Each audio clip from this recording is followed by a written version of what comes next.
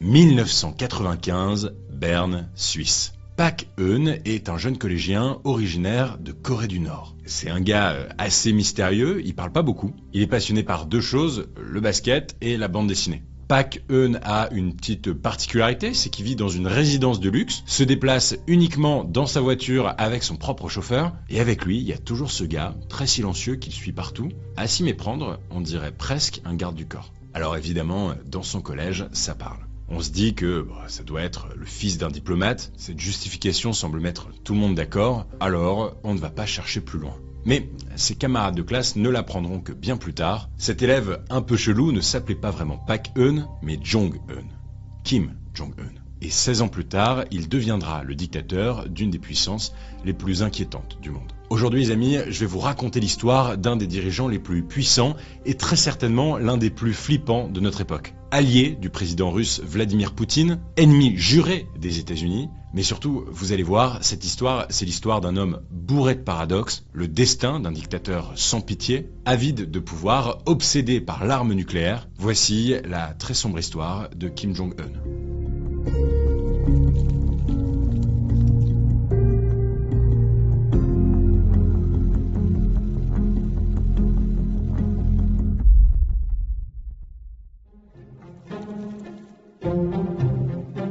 Cette histoire commence le 8 janvier 1982, ou 1983, ou 84. En fait, pour être honnête, je ne saurais pas trop vous dire quand commence cette histoire. On ne sait pas trop quand est né Kim Jong-un. Mais accrochez-vous, parce qu'en Corée du Nord, les zones d'ombre sont monnaie courante et le storytelling très important. Alors pourquoi on ne sait pas exactement? Parce qu'en fait, sur cette histoire de date, la dynastie des Kim, puisque c'est leur nom de famille, aime les années en deux. Le grand-père, Kim Il-sung, le fondateur de la dictature nord-coréenne, est né en 1912. Le père, Kim Jong-il, serait né en 1942. Alors, officiellement, puisque on est parti sur des années en deux, le pouvoir nord-coréen dira que le fils, Kim Jong-un, est né en 1982. Soit 70 ans après le grand-père. Voilà. Comme ça, sur le papier, ça claque. Bon, la vérité, c'est qu'on n'en sait rien. D'ailleurs, c'est exactement la même chose pour le lieu de naissance. Jong-un est probablement né à Wonsan, une ville de la côte est de la Corée du Nord. Mais voilà, le problème, encore une fois, c'est que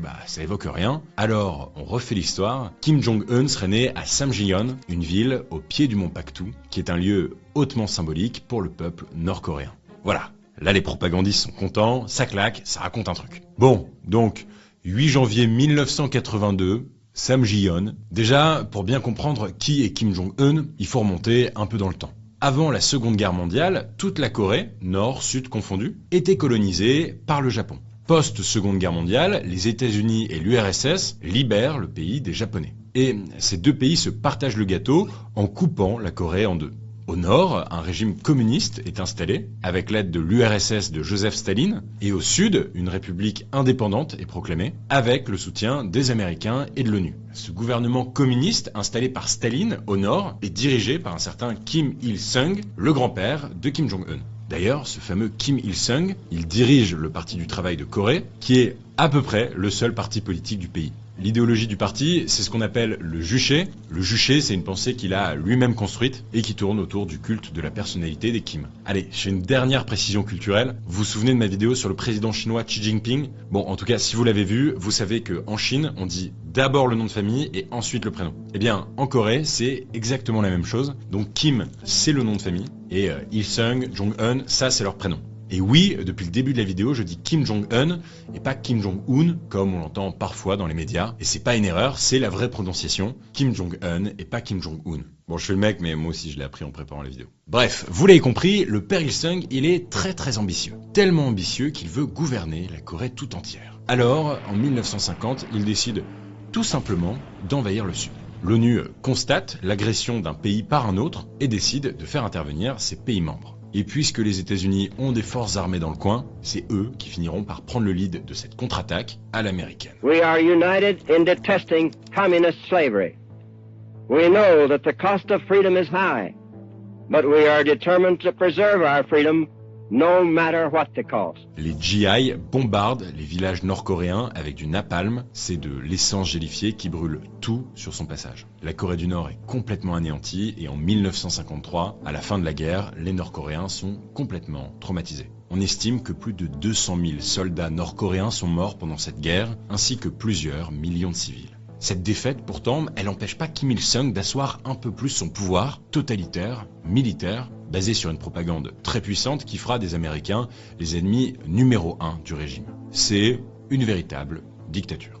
Dès les années 70 et jusqu'à la mort de Kim Il-sung en 1994, son fils Kim Jong-il va se former à ses côtés. Mais je suis pas là pour vous parler de Kim Jong-il, le père de Kim Jong-un, donc plutôt que de m'attarder sur la politique de Papa Kim, parlons de ses enfants. Et des enfants, il en a eu beaucoup avec différentes femmes. Sans rentrer dans le détail, Jong-il a 4 filles dont on se fout un peu, honnêtement. Enfin, pas moi je me fous pas de ces filles, mais le pouvoir en Corée du Nord, c'est un peu un format de Ben Never.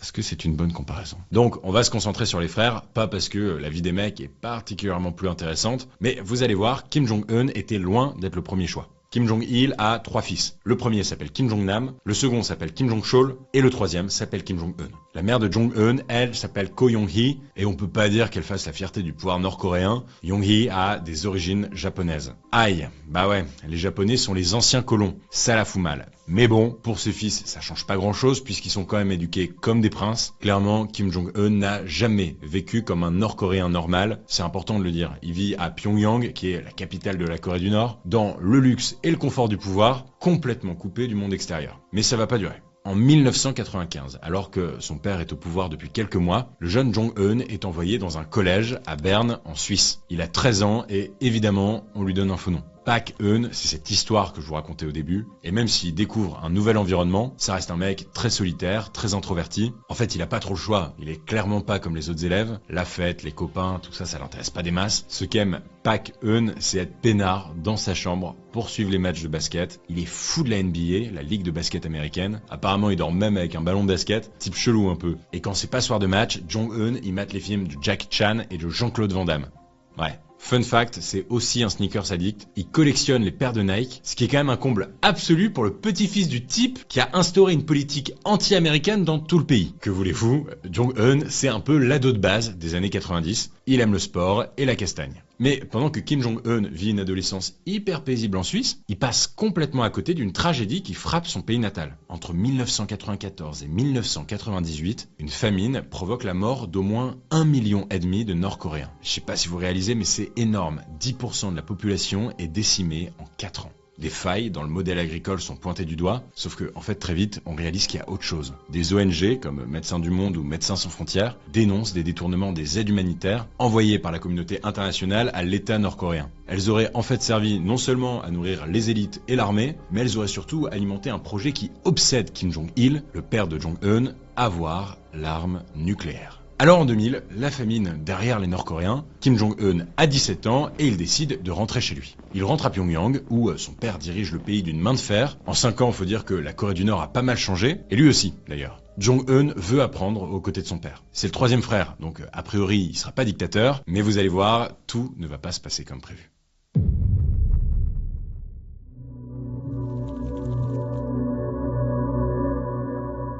De retour à Pyongyang, Jong-un s'inscrit à l'université Kim Il-sung. Bon, c'est quand même marrant d'étudier dans une université qui porte le nom de ton grand-père. Jong-un étudie l'histoire et la science politique. Puis en 2002, il rejoint l'armée pour se former au métier d'officier. Et alors là, pour Jong-un, c'est une révélation. Il se sent complètement à sa place. À cette période, son père, Kim Jong-il, sent qu'il vieillit et il commence sérieusement à réfléchir à un héritier. Pour lui, c'est évident, le pouvoir doit rester dans les mains des Kim. Mais alors, quel Kim choisir? Évidemment, la logique veut plutôt qu'il se tourne vers son fils aîné, Kim Jong-nam, mais entre nous, Jong-nam, c'est pas le mec idéal pour ce job. Le type est fasciné par l'Occident, il va même s'installer à Macao, une région autonome de Chine, et il est très critique du pouvoir nord-coréen. Ce qui est au passage une très mauvaise idée. En Corée du Nord, quand t'es pas d'accord, franchement, tu te tais. Mais donc, mauvaise pioche, le dissident Jong-nam ne sera donc pas le prochain dirigeant de la Corée du Nord. Kim Jong-il se tourne alors vers son 2e fils, Jong-chol. Il commence à le former, mais Jong-chol est hyper mal à l'aise en public. C'est un gars timide, il a pas la fibre guerrière. Bon, ça va pas le faire, alors Jong-chol se retire. Et donc, il Il reste plus que le Kim qui nous intéresse dans cette histoire. Le fameux Jong-un. Et son père y croit bien. Il est loyal, il aime l'armée. Alors, le 15 janvier 2009, Kim Jong-il annonce à son peuple qu'au moment venu, c'est Kim Jong-un qui lui succédera. Et à ce moment-là, il y en a un qui mâche pas ses mots, c'est son demi-frère Jong-nam, qui pue le seum, je sais pas comment le dire autrement. Jong-nam, le premier évincé, annonce qu'il est hyper hostile à la succession héréditaire du pouvoir. Mauvaise idée. Mauvaise idée. Sa résidence à Pyongyang est saisie, ses collaborateurs sont arrêtés. C'est un premier avertissement, en bonne et due forme. Ceci dit, Kim Jong-il a bien conscience qu'il faut que la succession paraisse au moins un peu naturelle pour le peuple. Alors, dès le début de l'année 2009, Jong-un est d'abord nommé à la tête de la sécurité d'État. C'est la police secrète, tout simplement. En mars, il est élu député. La propagande dit élu pour donner un semblant de démocratie, mais vu qu'il n'y a qu'un seul parti dans tout le pays, vous imaginez bien que c'est vite réglé. L'année suivante, Jong-un est promu général d'armée. Il intègre le comité central du Parti du Travail. Et enfin, dernière ligne droite, le 10 février 2011, il devient vice-président du comité de la défense nationale. Bon, vous avez l'impression que ça va un peu vite. Moi aussi. En gros, en seulement 2 ans, Kim Jong-un a été catapulté numéro 2 du régime. Le peuple nord-coréen assiste à cette ascension éclair complètement impuissant. Bien sûr, parallèlement à toutes ces nominations express, Kim Jong-il compte beaucoup sur les services de propagande qui ont mis le paquet. Kim Jong-un est qualifié de brillantissime camarade ou de génie de la science militaire. On raconte qu'il ne dort que 4 heures par nuit, des badges à son effigie sont imprimés et sa date d'anniversaire, le 8 janvier, devient carrément un jour férié. Alors les mois passent, on est maintenant le 17 décembre 2011 et la Corée du Nord vit un drame. Le bien-aimé Kim Jong-il décède d'une crise cardiaque à 70 ans. Alors le pays est dévasté. Mais que les Nord-Coréens ne s'inquiètent pas trop, le défunt dictateur avait bien préparé sa succession. Cette fois ça y est, il a seulement 27 ans et Kim Jong-un va devenir officiellement l'un des hommes les plus puissants du monde.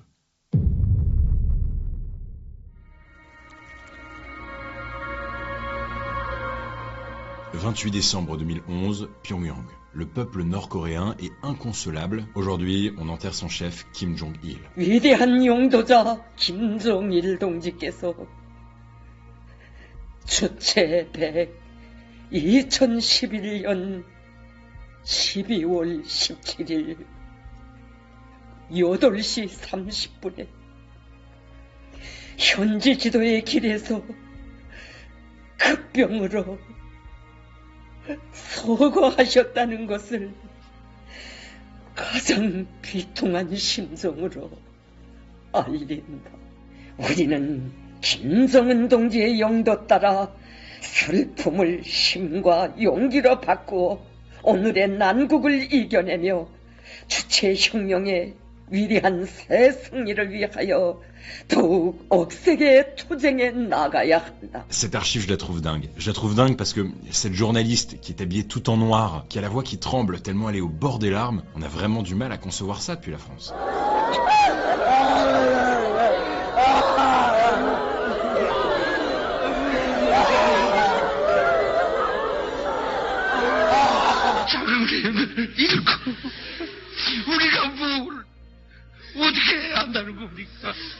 Ces réactions sont quand même folles, surtout quand on sait que Kim Jong-il, c'est un dictateur très dur, qui a quand même réduit son peuple à la misère et à la famine. Mais bon, en même temps, quand t'es filmé, pas trop le choix. Vaut mieux montrer qu'on est dévasté par le décès du dirigeant du régime. Kim Jong-un, lui, pleure aussi. En même temps, il vient de perdre son père. Sur les images, on le voit accompagner le cercueil, et derrière lui, il y a cet oncle, Chang Song-taek. Chang a été choisi par Kim Jong-il lui-même pour continuer de former son fils à la politique et gérer un peu les débuts le temps que le fiston prenne ses marques. Les cérémonies d'intronisation en tout genre se multiplient pour le nouveau dirigeant jusqu'en juillet 2012 où Kim Jong-un est nommé maréchal. Maréchal comme son père et son grand-père avant lui. Le plus haut titre qu'on puisse avoir en Corée du Nord. Cette même année, le nouveau dirigeant suprême et son épouse, il a une femme qui s'appelle Ri Sol-ju et ils ont une fille ensemble, Kim Yoo-hae. Et devinez en quelle année elle est née ? En 2012. Waouh ! Hasard de dingue ! Encore les années en deux dont je vous parlais depuis le début. En tant que maréchal de la Corée du Nord, Kim Jong-un adopte un style assez bling-bling. Il aime les belles bagnoles, le whisky, le golf. Et sa femme, Ri Sol-ju, elle s'habille carrément en Chanel et en Dior. L'idée c'est con, mais c'est de dire, en Corée du Nord, on vit aussi bien qu'en Corée du Sud. Spoiler, ça n'est pas le cas, mais ça n'empêche pas Kim Jong-un d'avoir des drôles d'amis, comme par exemple ce basketteur américain Dennis Rodman. Happy birthday to you. Happy birthday to you. Happy birthday, dear Marshall. Bon, et côté politique intérieure, Kim Jong-un met un point d'honneur à ce que Pyongyang soit la vitrine officielle du pays. Depuis qu'il est au pouvoir, c'est simple, il inaugure un quartier par an. Rendez-vous compte, à Pyongyang, une 50aine d'immeubles sont sortis de terre en moins de 10 ans. Dans son délire de grandeur, et pour se rappeler les montagnes suisses sans doute, il inaugure aussi une station de ski. Ouais, une partie du peuple crève encore de faim, mais au moins, les élites peuvent skier. C'est clair qu'en termes de prio, on est bien là. Change rien. Les campagnes sont toujours plus pauvres, les paysans labourent les champs à la main, et puis les ploucs de la campagne restent à la campagne. Hein. Pas question qu'ils rentrent dans Pyongyang. Pour rentrer dans la capitale, il faut un laissez-passer qui est réservé aux plus fidèles du régime. D'ailleurs, en parlant de fidélité, la capitale, c'est que ça. Que des références au Kim. Des statues partout, des portraits jusque dans les métros, et dès l'âge de 14 ans, les Nord-Coréens sont obligés de porter un pins à l'effigie du dictateur. En fait, Kim Jong-un marche complètement dans les pas de son père, je dirais même de son grand-père. D'ailleurs, il ressemble beaucoup à son grand-père. Ils font la même taille, 1m75, ils ont la même stature, même regard. Il faut savoir que Kim Jong-un, il joue beaucoup de cette ressemblance. Il copie sa manière de se coiffer, de parler, de s'habiller. J'ai pu même lire qu'on disait qu'il faisait de la chirurgie esthétique pour ressembler un peu à papy. Et malheureusement, la manière dont il s'en inspire le plus, c'est pour gouverner. Encore et toujours par la terreur. Il attend une loyauté absolue de ses collaborateurs et la moindre hésitation est immédiatement sanctionnée. D'ailleurs, on ne le sait pas forcément, mais il existe encore en Corée du Nord des camps de concentration. Ce sont des camps pour les prisonniers politiques. Les rares personnes qui s'en sont échappées racontent la violence, les viols, les exécutions arbitraires. Et en termes de chiffres, c'est très loin d'être anecdotique puisqu'on estime qu'il y a encore 200 000 prisonniers dans ces camps. Ce n'est d'ailleurs pas la seule réponse de Kim Jong-un à d'éventuelles trahisons. Dans un régime dictatorial comme la Corée du Nord, il y a encore, vous vous en doutez, la peine de mort. Et il a la gâchette facile. Je vous donne un exemple que je trouve particulièrement marquant. Vous vous souvenez de Chang Song-taek, son oncle? Eh bien, Kim Jong-un a vraiment eu du mal à supporter ce comportement de régent. Il avait l'impression que son oncle le prenait pour un gamin, que Chang menait sa propre politique. Alors, le 8 décembre 2013, en pleine réunion du parti, Chang est arrêté. Il sera jugé 2 jours plus tard. Il est reconnu coupable de corruption, de trahison et de libertinage. 개만도 못한 추악한 인간 쓰레기의 청성택은 당과 수령로부터 받아하는 하늘 같은 믿음과 뜨거운 육신적 사랑을 배신하고 천인공노할 반역 행위를 감행하였다. Le 12 décembre 2013, la sentence tombe. Chang Song-taek est condamné à mort et exécuté dans la foulée. Cette exécution sonne aussi comme un véritable choc pour les Nord-Coréens, qui comprennent alors que rien ne va changer sous Kim Jong-un, qui, sous ses airs de « ouais, je bois du whisky, je regarde le basket », se révèle en fait aussi cruel que ses prédécesseurs.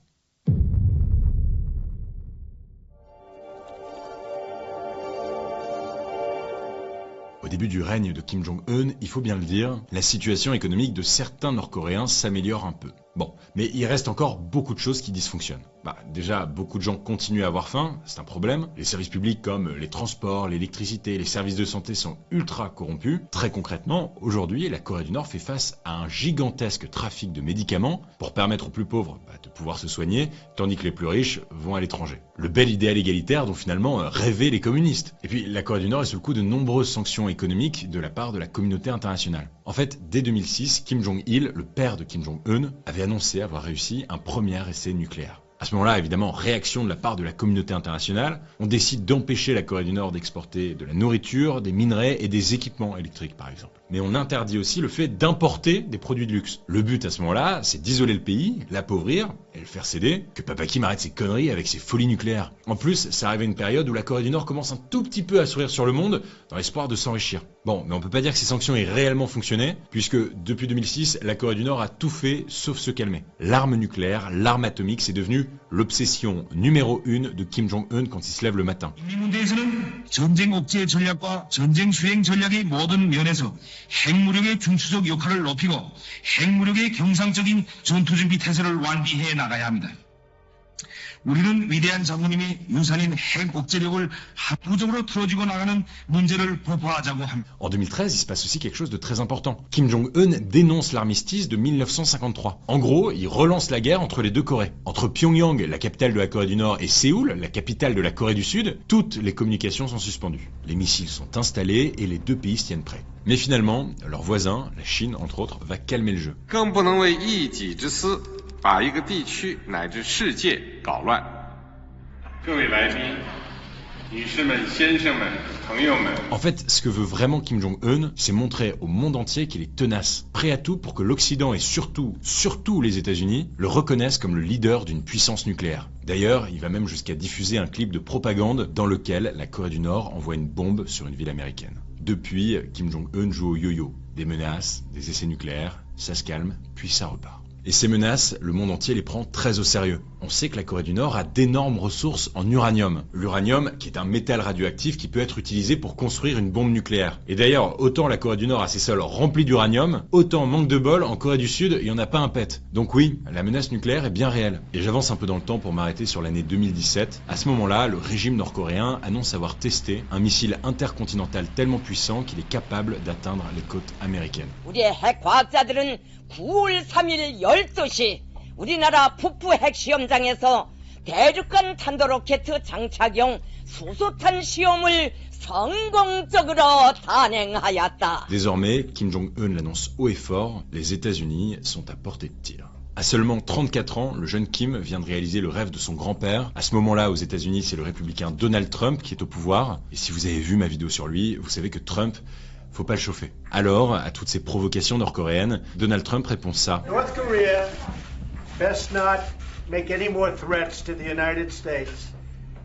They will be met with fire and fury like the world has never seen. Ouais, diplomatie à la Donald Trump, quoi. Pendant ce temps-là, le reste du monde occidental a très peur d'une escalade, mais décidément, tout ne va pas se passer comme prévu.